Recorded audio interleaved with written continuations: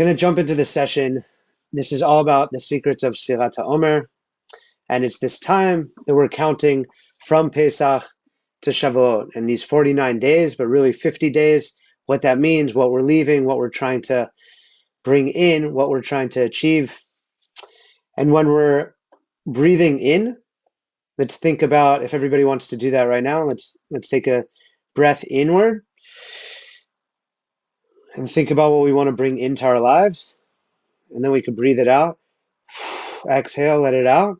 What we want to sort of release from our lives. And this is kind of this idea of Pesach and us leaving. This is my second book's called The Exodus of Darkness. So it's this exodus from the darkness and sort of this pilgrimage that we keep taking for these three festivals, Pesach being one of them, and then Shavuot as well, going to this promised land, going to Israel, right? And at any given time, we could think about, instead of being reactive, what can we release and what can we bring in? How can we flip something that's maybe negative and turn it into a positive? And I actually experienced, I was doing this, the first of what is now a series, but it's a comedy series called Laugh Through the Heartbreak. And initially, I was doing this as a way to just bring people together in support of Israel in this difficult time. And it got very highly protested. I had Daniel Ryan Spalding he was one of the featured people. Lyle, this sort of satirical, incredible person who I'm working with a lot now, Lyle Culpepper, and then just a bunch of amazing comics, my friend Kosha Dills, and a couple of the co-promoters, this group called Jew Hate Database that exposed people very heavily dangerous, anti-Semitic people on Instagram, and then Anti-Semitism Today, a bunch of different people. And I guess because of that, it got protested. We had 60 protesters. They actually got physical. They were fighting police. They got arrested. It was really, really crazy. And, they tried to stop it. They're trying to bring this darkness and separation and division and all these different things. And I understand there's a lot of hurt out there and people don't really know what to do with it.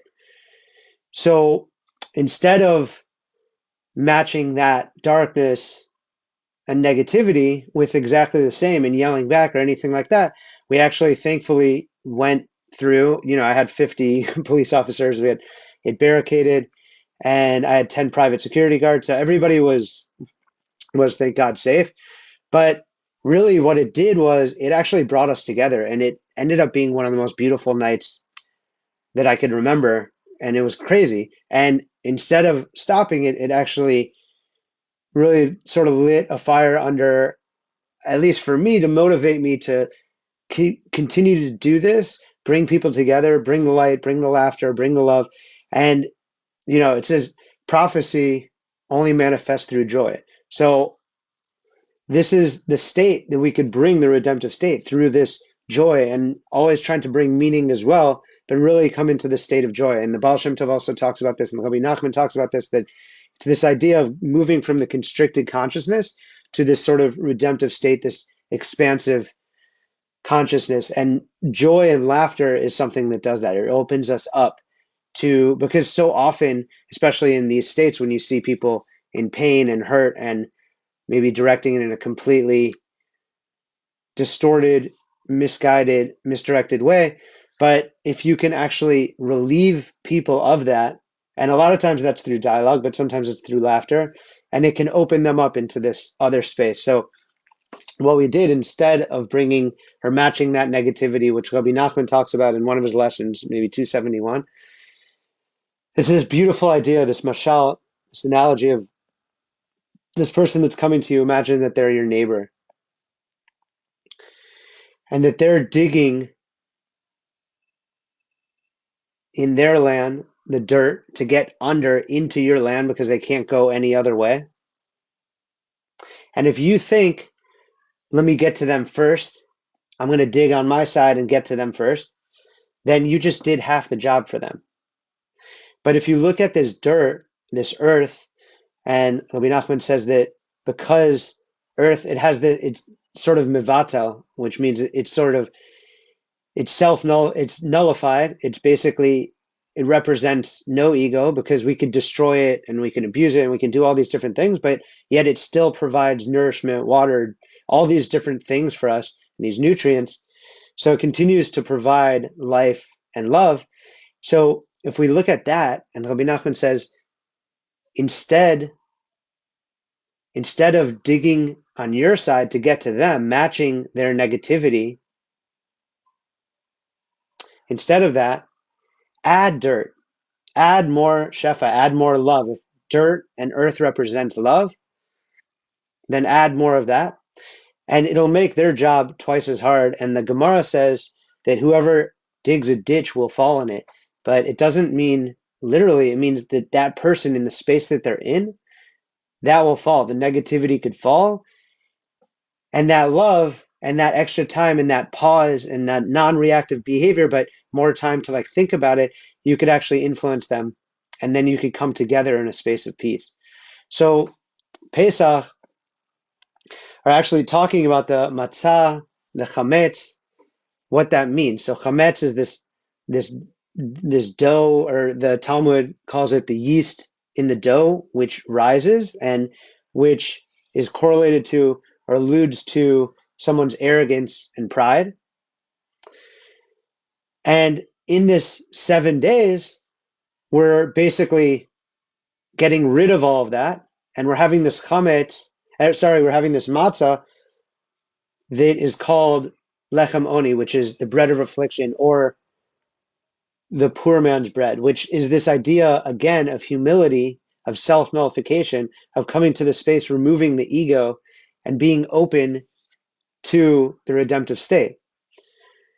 When you have this pride and arrogance, there isn't room for the redemption and this state of chokhmah and the wisdom and all of the things that are needed to reach that state. And Rabbi Nachman also talks about shtika as a keter around chokhmah. So shtika is this sort of pause and this silence, which again is like this bitul, which is this self-nullification.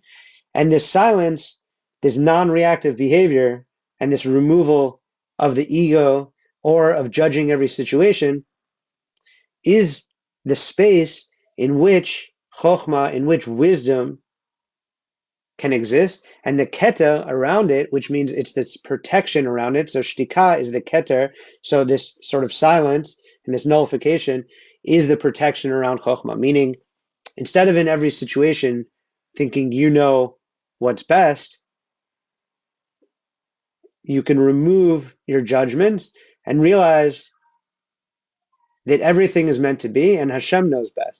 So instead of trying to control everything or analyze everything from your own purview and not through emunah and faith, instead you can learn from the situation that's happening right now, and you could also learn from other people instead of thinking that you know everything.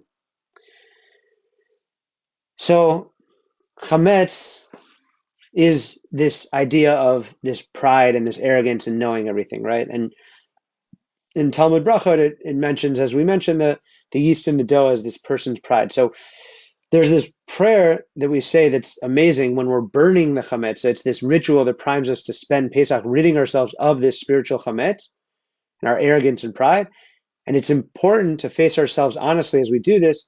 And like the practice of biul, which is this burning ritual of this bread that we're looking at as the ego and the arrogance, there comes a time to let our egos burn, to not let them hold us back any longer, so that we can strengthen our emunah, our faith, and connect to something higher than ourselves. So the Yehi Ratzon prayer that we recite after burning the chametz reads, just as I've eliminated the chametz from my house and from all I possess, may it be desirable before you, the one who brings being into being, God to me and God to my fathers, to rid me of the evil inclination. May I be privileged enough to have that urge burnt from the depths of my heart until it is no more than smoke. And so too may you, like the very wind of destruction, rid by fire all wickedness from this land. And we'll talk about what this land means, right? Incidentally, the search, the bidikat for the chametz, this search, bidikat is Hebrew for search, it can't be done through sunlight or moonlight. It's only valid by the light of a candle. And it's the same with the search within our own Yetzer Hara, which is the evil inclination. It should be done with the light of the neshama, the light of the soul, which is also called ner, candle. And it says in Proverbs, the candle of Hashem, God, is the soul of man, which searches the chambers of one's inner being. So matzah is this sort of central symbol of Pesach and the antithesis of chametz. And it's known, as we mentioned, as lechem oni, the bread of affliction. And matzah signifies this humility that comes with poverty. So the mitzvah to eat matzah can only be truly fulfilled if it's eaten with humility. The matzah that the Israelites ate in Egypt was lechem oni, and so too the matzah that we ate on Pesach reminds us to be humble, and this bitul hayesh that we keep going back to, which is to negate and to nullify all traces of ego and self-centeredness, to transcend the illusion of self. So that brings us to Sefirat HaOmer. So what is this counting of Sefirat HaOmer from the second night of Pesach until Shavuot, which is when we receive the Torah anew, which is the 50th day, which it correlates with the 50th gate of wisdom in Kabbalah, which is this idea of something that we can do in nature, the spiritual work that we could do in nature in this time, which is 7 times 7, so 7 representing nature. And then these are 49 days, so it's 7 times 7, 7 Shabbatot. If you read in the Torah, there's so many times where everything's 7, right? So that's the work that we could do, the spiritual work that we could do. And this parallels the 7 emotional attributes, the 7 Sefirot, the lower Sefirot in the 10 Sefirot, the tree of life, going from Chesed down to Malchut. And so it's not just 7 days that we have to rectify these different things like loving kindness, Chesed, or Gvura, judgment, restraint.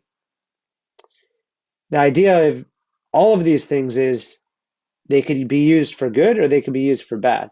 So, of course, this is on the highest level of tzaddik. The Arizal says that Abraham, our forefather, had a spiritual imbalance, right? So that he had Yitzchak, which is amazing, but he also had Ishmael. So the idea is, in that sense, that there was this spiritual imbalance of the parallel of Avraham to loving kindness, to chesed, meaning he had so much love that he could even love the wrong thing, that he didn't have the discernment. And Yitzchak, that parallels Gvura, that's great. And when you're thinking about these two things, too much of one or the other is not good. So a lot of times people try to explain it with rain. So rain, we spoke about shefa, rain represents love and life. And when rain comes down, it's watering the plants and all the goodness, right? But without gvura, without restraint, then there would be a flood. But with too much restraint, then there wouldn't be the rain and the water that we need, the sustenance, as Mayim is also always Mayim, Chaim, Mayim, Torah, that there is no water but the Torah. Torah and water are always compared to each other. So with Yitzchak, there was also this imbalance. So he had Yaakov, but he also had Esav, right? And Yaakov, Jacob, was the perfection. And this idea that the 12 tribes and us as a nation come from Yaakov, which is the center point. So the Sefirot that we're talking about now, that also Sefirat HaOmer, there's the two sides, one representing the right side being more toward love and when we're thinking about the Yetzer Tov, and then the other side toward this more base instinct or the Nefesh HaBehemit, the evil inclination, things that are more toward that, but both of them need to be brought into the middle for harmony, which is Tiferet, which is what Yaakov represents, and the 12 tribes come out of that. So the idea is that it's not just 7 days, it's actually 7 times 7. So we need to perfect every single element within each one. So we're doing chesed, and then we're doing chesed sheba gvura sheba chesed rather, and then tiferet sheba chesed, and we keep going into every element of each one. So that 1 week takes care of all of the elements within one of the sefirot, because all of the sefirot exist within each one. And then we move to the next one. So it's 7 times 7, And that's how we get to 49, right? So the work that we're doing within that time brings us to the space that the redemptive state, or the space where we get answered by Hashem. So this is seen earlier in the earlier Torah portions that we're reading. So we read about the Mishkan, that both Aaron and his sons, the high priest Aaron and his sons, are preparing for 7 days. And then also Moshe, it said that he is basically putting it together, taking it apart, putting it together, taking it apart. But it doesn't get sort of sanctified till the 8th day. And the question's always why? If it's all in the 7 days, it should be on the 7th day, or any of those days, all of those days. But the idea is that really it's the 7 days of our work in the physical, but our spiritual work within the physical, that brings about. So that's the hitahuta dilatata, so this like sort of arousal from below. And then it brings this hitahuta dilaela, this sort of arousal, or this answer from above, which is this idea of the Shekhinah. If the Shekhinah is in exile, this indwelling of the divine feminine, and then we're able to bring it back. So this is sort of the answer of Hashem sort of answering us through the work that we do, the spiritual work, and this refining of our character. And going a bit further into Pesach and what it represents, and Shavuot and what it represents, and how we're moving in cyclical time, and this keeps happening throughout, every year, and all of the powers that we're tapping into. So Pesach, when we think of ancient Egypt and the Hebrew word Mitzrayim, so the root is metzar, which is constriction. So as we spoke about before, where Rabbi Nachman and the Baal Shem Tov, and in the Gemara, it talks about laughter, and it suggests that if you're going to give a shir, give over Torah, maybe start with a joke, because it opens people up and it moves them from this constricted consciousness to this sort of expansive consciousness. So ancient Egypt and Pharaoh represent the constricted consciousness and the metzar, this constriction. And literally, as we're reading this mashal, but like as we're reading this historical retelling that we are obligated to tell of our enslavement in all of the difficult physical ways, but this is also something that we're going through all the time and every day within ourselves. So there's the Pharaoh within ourselves, just as there's the Esav, which represents the Yetzer Hara, which represents the Nefesh HaBe'amit, which is the evil inclination and the animal soul. And then there is Moshe, which is the Redeemer, or Yaakov, which is correlated to the good inclination, the Yitzhak Tov, or the Nefesh Elokit, which is the godly soul, and he gets named Israel, which is this idea of the redemptive state of the promised land. So when we're leaving Egypt, we're making our way to the promised land, to Israel, receiving the Torah. And that's this idea of this redemption, and the idea of this spiritual work that we could do throughout Sefirat HaOmer, so that we could leave our own enslavements and reach our own promised land and reach our own redemptive state, which is the personal, which is the prati, or Mashiach prati, if you want to think about it. And then there's the klali, which is the communal. So the idea is if each of us work on this personal, on this prati, the redemption, which is personal, then we could bring about the full and final redemption, which is klali, for the entire world, for the community and everybody, and we can be in that space, a light unto the nation, and following what our purpose is. So I'm going to leave off now because I need to close off the other sessions. But yeah, thank you so much for tuning in. I'll just wrap with thanking all of the different presenters. There are so many, so it's hard to shout them all out, but I'll look right here. So we just had Maimon, we had Zevi, Slavin. If you haven't seen Secrets of Unity on YouTube, it's completely mind-blowing. Lots and lots of engagement. Accidental Talmudist also has 1 million followers on Facebook and tons of engagement as well. Rav Dror, who everybody loves, who I meet. Alexa Eden, who's incredible, who I never know where she's at because she's like jumping between America and Israel. Yehezkel, Abulafia, yes, that Kabbalistic Abulafia family who led a meditation and spoke. Rabbi Shalom Lebowitz, who was incredible from Shefa band, and he was in Venice just a couple months ago with me. I met him and his wife, and he's just mind-blowing. So you can check out all of these sessions archival on lightofinfinite.com/fest, which you're probably seeing. But if you're seeing this on YouTube, you can also look on YouTube in the past videos, or just go to lightofinfinite.com. I have Eliyahu Atiya, who I learn from as much as I can almost every day with my chavruta. This is Likutei Maran, and he has the most epic wisdom and sources and all the different things that he brings to it. He also did Sipurei Masayot that I got across from Toldot Alon over here. Then we had Rabbi Harry Rozenberg, who's just rapping right now. Charles Goldberg, Moshe Fhima a bit earlier, who's incredible, super young, super wise, as if he's like 70 or 80. Devorah Sisso, who is a part of the Light of Infinite in person, thing which happened, I guess, 6-7 months ago in Israel. Ari Dabrowski, also incredible, was part of our Moshav Festival Light of Infinite side stage. Daniel Silvertein, who I just re-met in Israel, but I know from when we were doing stuff in London back in the day. Jackie Hyman, who was a part of one of the first Light of Infinite festivals, and Eliyahu Beda, who's like become one of my good homies. I love him. He's incredible.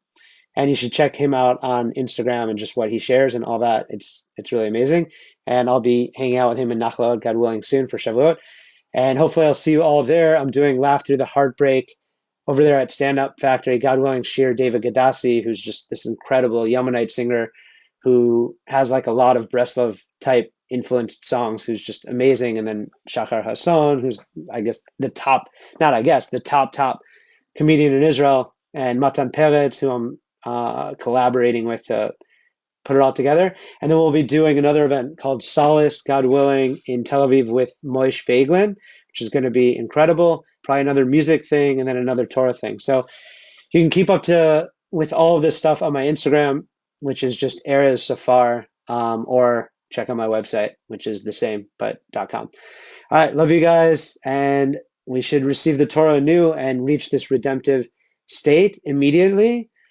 And we should have the hostages back immediately, and everybody should be safe, and we should be able to lead with love and bring the peace that we can only bring through dialogue and through tapping into the light that we all are and continually mirroring each other in that way. Love you guys.